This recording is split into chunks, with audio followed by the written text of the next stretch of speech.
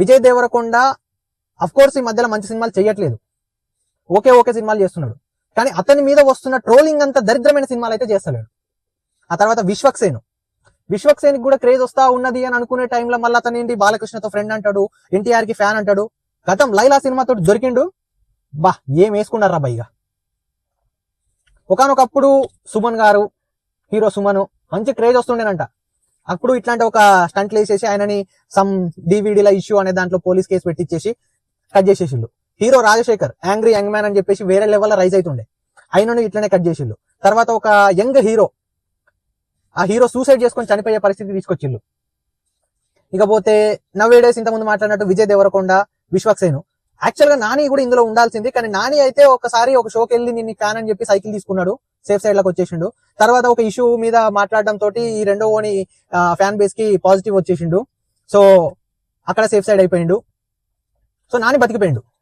ఎన్టీఆర్ ని maximum to maximum ఎక్కడెక్కడ push కింది గుంజాలను అక్కడ వరకు గుంజుతారు. కాకపోతే అతనుకున్న ఫ్యాన్ బేస్ చాలా స్ట్రాంగ్ ఫ్యాన్ బేస్. ఇకపోతే మహేష్ బాబు అంటారా, మహేష్ బాబు గురించి నెగిటివ్ పోర్ట్రే చేయడానికి అవకాశమే లేదు. మహా అయితే లాస్ట్ కొన్ని సినిమాల నుంచి అతను సినిమాలు అంతా ఇదేంటిది మెసేజ్ ఓరియంటెడ్ సినిమాలు చేస్తానని చెప్పేసి ఆ ఒక పాయింట్ మీద చేస్తారు. బట్ దాని వల్ల పెద్దగా నెగిటివిటీ అయితే పెరిగే అవకాశం లేదు. కానీ ఇక్కడ ఒక ప్రాబ్లం వచ్చింది, ఎక్కువ ఎఫెక్ట్ అయింది ప్రభాస్ కి ఆఫ్టర్ బాహుబలి వచ్చిన క్రేజ్ కి చూసిన తర్వాత ఈ ఫ్యాన్ కి అసలుకి నిద్ర పట్టలేదు కావచ్చు కొన్ని నెలల వరకు. అప్పుడు వచ్చింది ఆదిపురుష్ అని ఒక సినిమా, పట్టుకున్నారు. ఇంకా దాన్ని పట్టుకొని ఎప్పటికప్పుడు ప్రభాస్ ది ఒక సైడ్ ఇంటర్నెట్ లో ఎక్కడైనా ఒకటి రైజ్ అవుతుందని తెలిసిందా ఇమ్మీడియట్ గా ఆదిపురుష్ నేస్తారు. అక్కడ గుంజడానికి అంతే, ఆదిపురుష్ ని రాధేశ్యామ్ నేస్తారు, గుంజుతారు. ఎందుకంటే సలార్ తోటి మళ్ళీ బ్యాలెన్స్ చేసిండు, కల్కి తోటి ఇంకో లెవెల్ అప్ అయ్యిండు మళ్ళీ.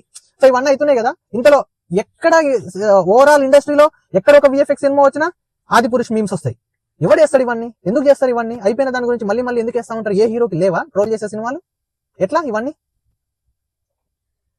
అల్లు అర్జున్ అయితే మరీ దారుణంగా ట్రోల్ చేస్తారు.